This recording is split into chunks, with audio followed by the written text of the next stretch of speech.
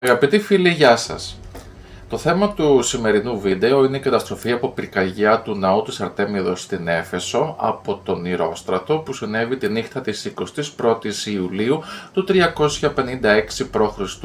Ο ναός της Αρτέμιδος στην Έφεσο ήταν ένα από τα 7 θαύματα του αρχαίου κόσμου και η καταστροφή του συνέπεσε με την ημέρα γέννησης του Μεγάλου Αλεξάνδρου.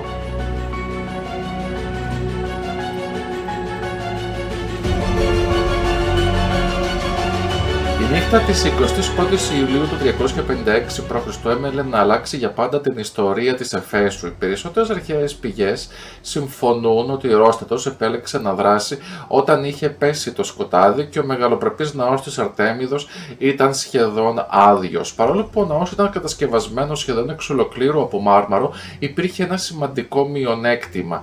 Η στέγη του ήταν ξύλινη και οι τεράστιες δοκοί που τη στήριζαν ήταν φτιαγμένες από ανθεκτικό κέδρο. Στο εσωτερικό υπήρχαν επίσης ξύλινες κατασκευές, πολύτιμα υφάσματα, παραπετάσματα και εκατοντάδες αφιερώματα των πιστών, όλα ιδιαίτερα έφλεκτα. Οι ιστορικοί πιστεύουν ότι ο Ηρόστρατος ανέβηκε στη στέγη ή σε κάποιο ψηλό σημείο του ναού και έβαλε εκεί τη φωτιά. Η επιλογή του δεν ήταν τυχαία. Μόλις οι φλόγες τύλιξαν τα ξύλινα δοκάρια, εξαπλώθηκε με τρομακτική ταχύτητα. Πολύ σύντομα η πυρκαγιά έγινε ανεξέλεκτη. Η θερμότητα ήταν τόσο έντονη, ώστε ακόμη και το μάρμαρο άρχισε να ραγίζει. Η ξύλινη στέγη κατέρευσε, παρασύροντας μαζί της τμήματα του οικοδομήματος, ενώ ανεκτήμητα έργα τέχνης, γλυπτά αφιερώματα και πολύτιμοι θησαυροί χάθηκαν μέσα στις φλόγες. Μέσα σε λίγες μόνο ώρες, ένα από τα πιο λαμπρά οικοδομήματα του αρχαίου κόσμου είχε μετατραπεί σε ένα τεράστιο φλεγόμενο ερείπιο. Ο άνθρωπος που προκάλεσε αυτή την καταστροφή δεν αναζητούσε χρήματα, εξουσία ή εκδίκηση. Ήθελε μόνο ένα πράγμα, να μείνει το όνομά του στην ιστορία. Και όσο ηρωνικό και να ακούγεται, το κατάφερε.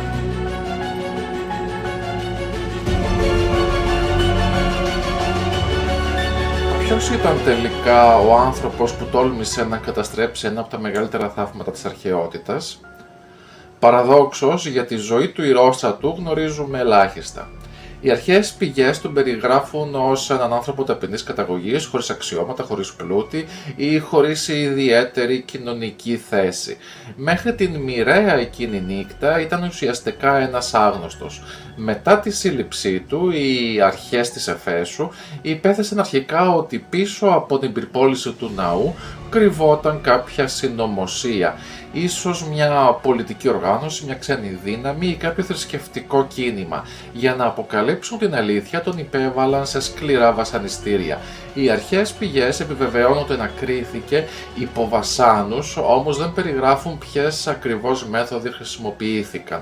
Γνωρίζουμε μόνο ότι στην κλασική Ελλάδα ήταν συνηθισμένες πρακτικές όπως η μαστίγωση, το δέσιμο σε πάσαλο για πολλές ώρες, το τέντομα των άκρων με σχοινιά, η στέρηση τροφής και νερού και οι παρατατεμένες ανακρίσεις με σωματική κακοποίηση. Ωστόσο, δεν υπάρχει καμία απόδειξη ότι όλες ή κάποια από αυτές τις μεθόδους εφαρμόστηκαν πράγματι στον Ηρόστρατο.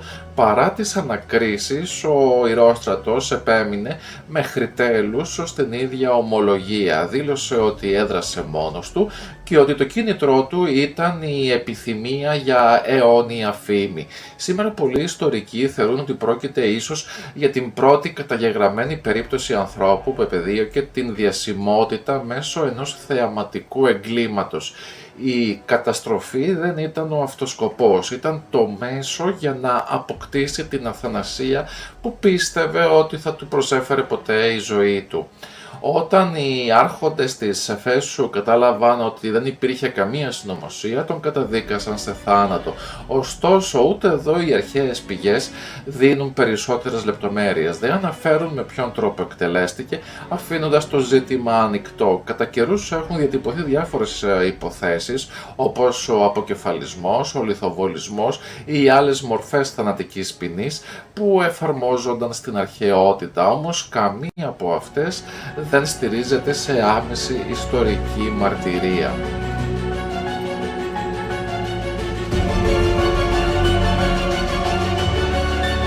Ωστόσο, οι δικαστές θεώρησαν ότι η εκτέλεσή του δεν ήταν αρκετή. Αποφάσισαν να του στερήσουν ακριβώς αυτό που τόσο απεγνωσμένα αναζητούσε, τη φήμη.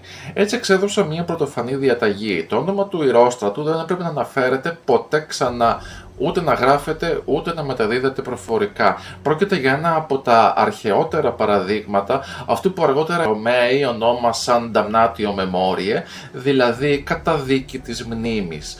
Την εσκεμμένη δηλαδή προσπάθεια να εξαφανιστεί κάθε ανάμνηση ενός ανθρώπου από την ιστορία. Κι όμως η ιστορία είχε διαφορετικά σχέδια. Ο Έλληνας ιστορικός Θεόποπος θεώρησε ότι το γεγονός ήταν τόσο σημαντικό ώστε κατέγραψε το όνομα του δράστη στο έργο του. Αργότερα συγγραφείς όπως ο Στράβων, ο Βαλέριος και ο Πλούταρχος αναφέρθηκαν επίσης στον ηρόστρατο, εξασφαλίζοντας ότι το όνομά του θα έφτανε μέχρι τις επόμενες γενιές. Έτσι συνέβη το απόλυτο ιστορικό παράδοξο.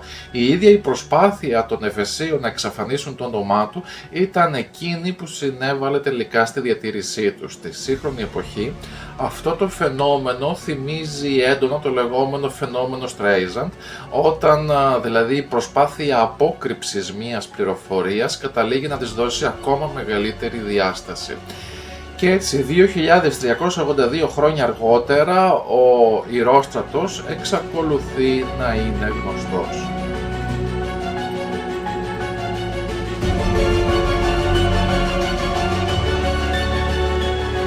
Η καταστροφή του ναού της Αρτέμιδος συνδέθηκε με μία από τις πιο εντυπωσιακές συμπτώσεις της αρχαίας ιστορίας. Σύμφωνα με την παράδοση, ο ηρόστρατος πυρπόλησε το ναό τη νύχτα της 21ης Ιουλίου του 356 π.Χ. Την ίδια ακριβώς νύχτα, στην Πέλα της Μακεδονίας, γεννιόταν ο Μέγας Αλέξανδρος. Η εντυπωσιακή αυτή σύμπτωση γέννησε έναν όμορφο αρχαίο θρύλο. Ο Πλούταρχος αφηγείται ότι όταν οι άνθρωποι αναρωτήθηκαν πώς ήταν δυνατόν η Άρτεμις να επιτρέψει την καταστροφή του σπουδαιότερου ναού της, δόθηκε μια ποιητική απάντηση. Η θεά, έλεγαν, δεν βρισκόταν εκεί για να προστατεύσει το ιερό της, επειδή είχε ταξιδέψει στην Πέλα για να βοηθήσει τη γέννηση του Μεγάλου Αλεξάνδρου. Φυσικά πρόκειται για ένα συμβολικό μύθο και όχι για ιστορικό γεγονός. Οι αρχαίοι συνήθιζαν να συνδέουν τις γεννήσεις μεγάλων προσωπικότητων με θαυμαστά σημεία και θεϊκές παρεμβάσεις, θέλοντας να δείξουν ότι η εμφάνισή τους στον κόσμο είχε κοσμοϊστορική σημασία. Και πράγματι η ιστορία έμελε να δώσει σε αυτή τη σύμπτωση έναν ιδιαίτερο συμβολισμό. Την ίδια νύχτα που ένα από τα μεγαλύτερα θαύματα του αρχαίου κόσμου παραδεινόταν στις φλόγες, γεννιόταν ο άνθρωπος που λίγες δεκαετίες αργότερα θα δημιουργούσε μία από τις μεγαλύτερες αυτοκρατορίες στην παγκόσμια ιστορία.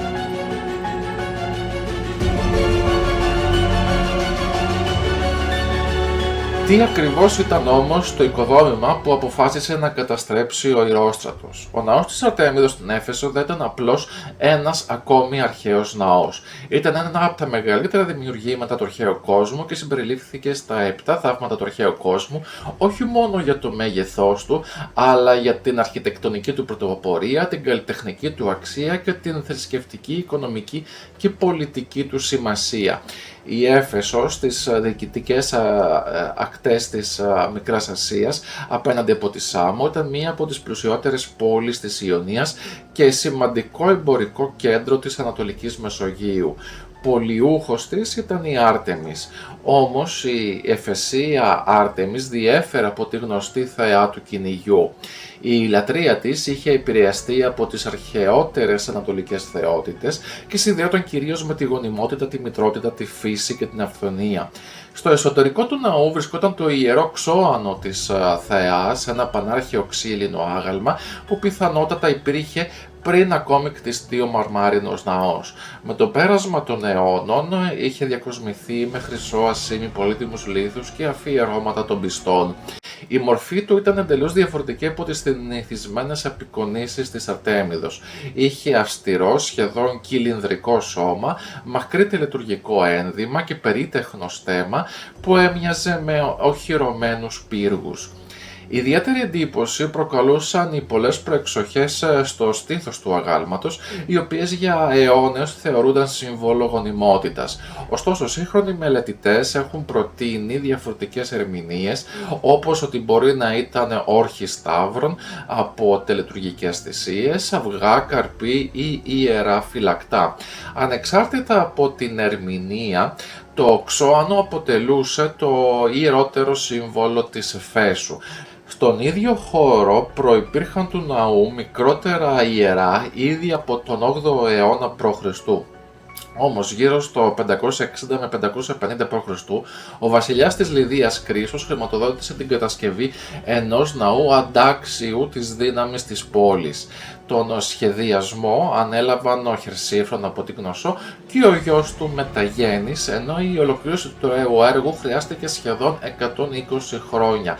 Ένα από τα πιο εντυπωσιακά στοιχεία του ναού ήταν η θεμελίωσή του. Οι αρχιτέκτονες επέλεξαν βαλτώδες έδαφος, πιστεύοντας ότι θα απορροφούσε τους κραδασμούς των σεισμών. Για τη σταθεροποίηση της βάσης τοποθέτησαν στρώματα από κάρβουνο και δέρματα ζώων πριν κτίσουν τα θεμέλια, μια τεχνική που σήμερα θεωρείται πρώιμη μορφή αντισεισμικής προστασίας. Οι διαστάσεις του ναού ήταν τεράστιες, περίπου 115 μέτρα μήκος, 55 μέτρα πλάτος και 127 μαρμάρινοι κύονες ύψους 18 μέτρων ο καθένας. Πολλοί από αυτούς, σύμφωνα με την παράδοση, ήταν προσφορές βασιλέων, γεγονός που ενίσχυε το κύρος του ιερού. Ο ναός ήταν σχεδόν εξ ολοκλήρου κατασκευασμένος από λευκό μάρμαρο υψηλής ποιότητας, κάτι εξαιρετικά σπάνιο για την εποχή. Η καλλιτεχνική του διακόσμηση ήταν αντάξια της φήμης του. Σπουδαίοι γλύπτες εργάστηκαν για την κατασκευή του και οι αρχαίοι συγγραφείς συνέκριναν τα έργα που βρίσκονταν στο ναό με εκείνα του Φιδία.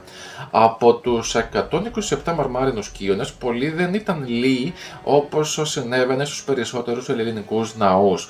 Το κάτω τμήμα τους ήταν διακοσμημένο με τεράστια ανάγλυφα, δημιουργώντας την εντύπωση ότι ολόκληρος ο ναός ήταν ένα υπαίθριο μουσείο γλυπτικής. Στα ανάγλυφα αυτά απεικονίζονταν θεοί και θεές του ελληνικού πάνθεου, μυθικοί ήρωες, πομπές, καθώς και σκηνές από την ελληνική μυθολογία. Ξεχωριστή θέση όμως κατήχαν οι Αμαζόνες, οι θρυλικές γυναίκες πολεμίστριες. Σύμφωνα με την αρχαία παράδοση, οι Αμαζόνες είχαν ιδρύσει το πρώτο ιερό της Αρτέμιδος στην Έφεσο και εκεί είχαν βρει καταφύγιο. Για τον λόγο αυτό, ο ναός ήταν γεμάτος από αγάλματα και παραστάσεις που απεικόνιζαν Αμαζόνες, διατηρώντας ζωντανό το δεσμό τους με τη θεά. Ο Ρωμαίος συγγραφέας Πλίνιος, ο πρεσβύτερος, διασώζει την ιστορία ενός διαγωνισμού μεταξύ 4 μεγάλων γλυπτών, του Φιδία, του Πολύκλητου, του Κρυσίλα και του Φράδμονα, για τη δημιουργία του καλύτερου αγάλματος Αμαζόνας. Οι ίδιοι οι καλλιτέχνες αξιολόγησαν τα έργα τους και παρότι ο καθένας ψήφισε το δικό του, όλοι συμφώνησαν ότι το δεύτερο καλύτερο ήταν εκείνο του Πολύκλητου. Έτσι ο Πολύκλητος αναδείχτηκε νικητής του διαγωνισμού. Ο ναός της Αρτέμιδος στην Έφεσο δεν ήταν μόνο χώρος λατρείας. Ήταν ένα πολύχρωμο έργο τέχνης, καθώς οι αρχαίοι ναοί δεν ήταν λευκοί όπως συχνά φανταζόμαστε σήμερα. Τα αιτώματα και οι ζωφόροι ήταν γεμάτα ζωγραφισμένες παραστάσεις θεών, ηρώων, τελετουργιών και μυθολογικών μαχών. Στο εσωτερικό του φυλάσσονταν αμέτρητα πολύτιμα αφιερώματα, χρυσά αγάλματα, σημαίνια αγγεία, όπλα, κοσμήματα και αντικείμενα από ελεφαντόδοντο, πολλά από τα οποία είχαν προσφέρει βασιλείς, αλλά και ολόκληρες πόλεις από τη Μεσόγειο. Εξίσου εντυπωσιακές ήταν και οι ζωφόροι, οι μακρόστενες δηλαδή διακοσμητικές ταινίες που περιέτρεχαν το οικοδόμημα. Πάνω τους απεικονίζονταν θρησκευτικές πομπές, τελετουργικές θυσίες, μορφές θεών και θεενών, καθώς και σκηνές από την ελληνική μυθολογία. Παράλληλα, ο ναός λειτουργούσε και ως θησαυροφυλάκιο και ασφαλής χώρος φύλαξης πλούτου. Άρχοντες, έμποροι και ιδιώτες εμπιστεύονταν εκεί χρυσό ασήμι και πολύτιμα αντικείμενα υπό την προστασία της θεάς. Επιπλέον, ο ιερός περίβολος παρήχε δικαίωμα ασύλου. Για πολλούς αιώνες, όποιος κατέφευγε μέσα στο χώρο του ναού δεν μπορούσε να συλληφθεί. Το προνόμιο αυτό αύξησε ακόμη περισσότερο το κύρος και την επιρροή του ιερού, μετατρέποντάς το όχι μόνο σε θρησκευτικό κέντρο, αλλά και σε θεσμό με τεράστια πολιτική, κοινωνική και οικονομική βαρύτητα. Γι' αυτό και όταν ο Ηρόστρατος έβαλε φωτιά στο ναό της Αρτέμιδος, δεν κατέστρεψε απλώς ένα εντυπωσιακό κτίριο. Η πράξη του δεν είχε πλήξει μόνο το κτίριο, αλλά το θρησκευτικό και το πολιτικό κέντρο της πόλης.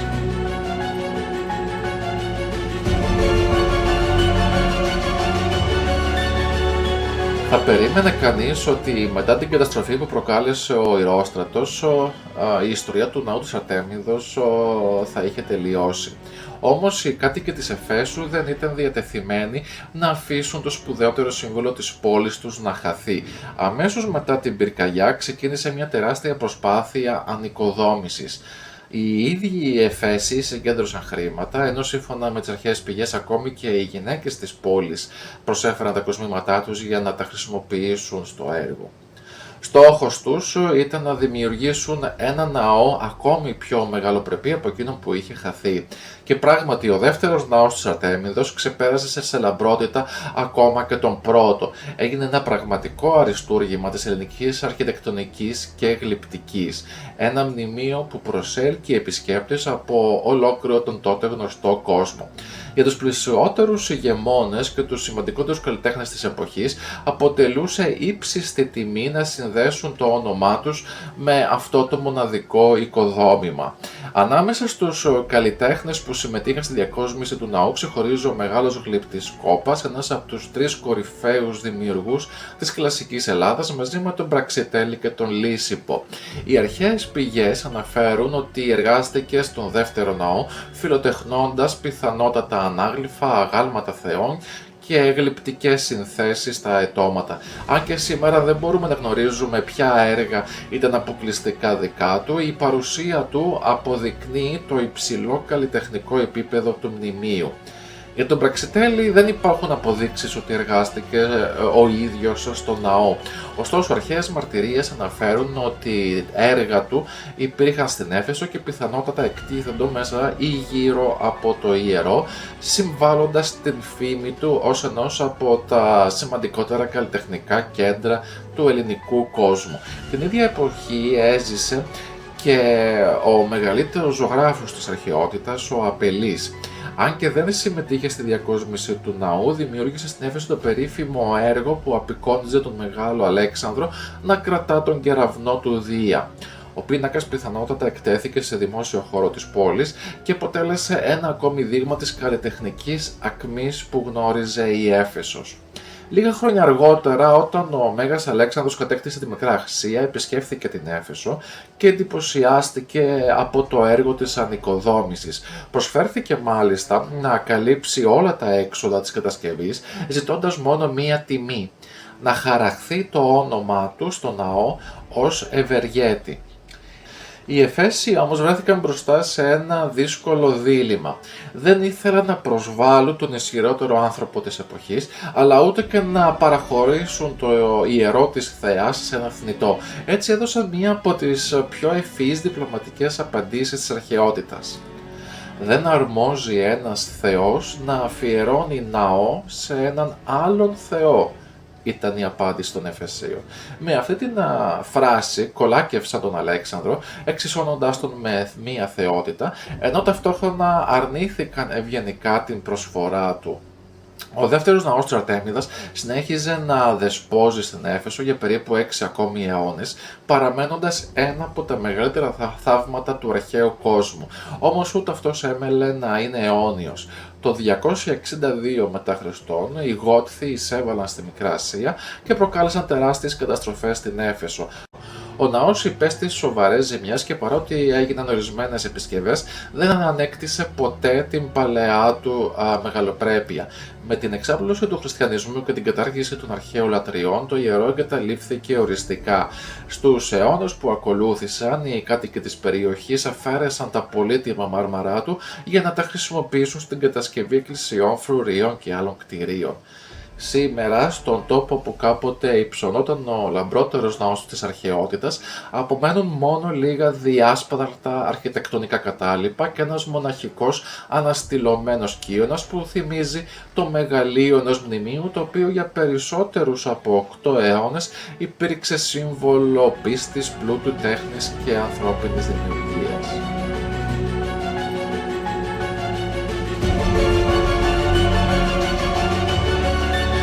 Αλλά τι ήταν αυτό που έκανε το ναό της Αρτέμιδος τόσο ξεχωριστό ώστε να θεωρείται ένα από τα 7 θαύματα του αρχαίου κόσμου? Την απάντηση μας τη δίνει ένας άνθρωπος που τον είδε με τα ίδια του τα μάτια. Ο ποιητής Αντίπατρος ο Σιδόνιος, ο οποίος συνέταξε έναν από τους αρχαιότερους καταλόγους των 7 θαυμάτων, ταξίδεψε σε ολόκληρο τον κόσμο και επισκέφθηκε όλα τα μεγάλα μνημεία της εποχής του. Κι όμως όταν έφτασε στην Έφεσο έγραψε λόγια που έμειναν στην ιστορία.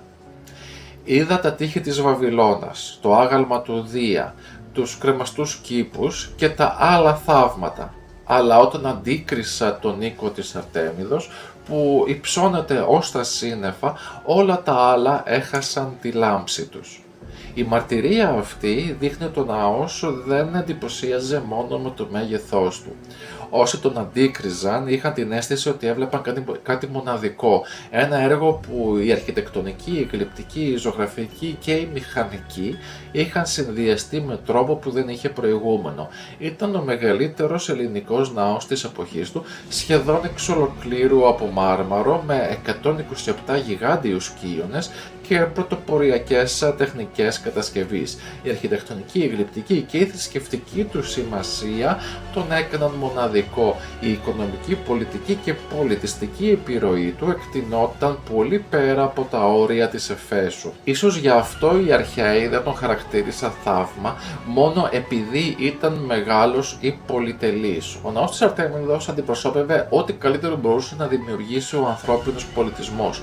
Ήταν η απόδειξη ότι η τεχνική γνώση, η καλλιτεχνική ιδιοφυΐα και η θρησκευτική πίστη μπορούσαν να ενωθούν σε ένα και μόνο οικοδόμημα, δημιουργώντας κάτι που έμοιαζε σχεδόν υπεράνθρωπο. Γι' αυτό, για περισσότερους από 8 αιώνες, άνθρωποι από κάθε γωνιά του γνωστού κόσμου ταξίδευαν στην Έφεσο μόνο και μόνο για να τον αντικρίσουν.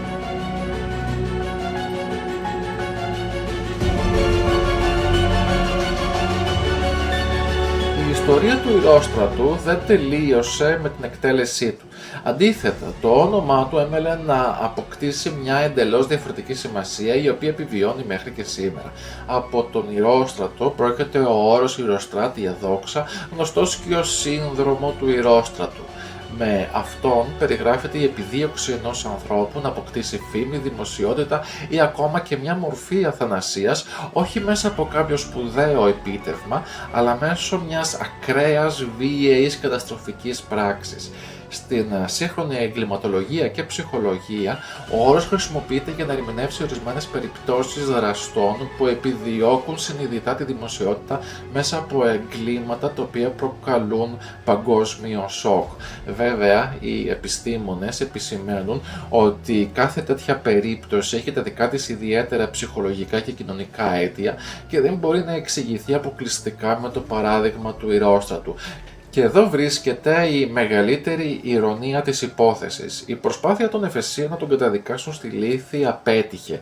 Το όνομά του διασώθηκε από τους ιστορικούς και έφτασε μέχρι τις μέρες μας. Έτσι, περισσότερο από 2.300 χρόνια αργότερα, ελάχιστοι θυμούνται τα ονόματα των ανθρώπων που έκτισαν το θαυμαστό αυτό μνημείο της Εφέσου, ενώ πολύ περισσότεροι είναι εκείνοι που γνωρίζουν το όνομα του ανθρώπου που προσπάθησε να το εξαφανίσει.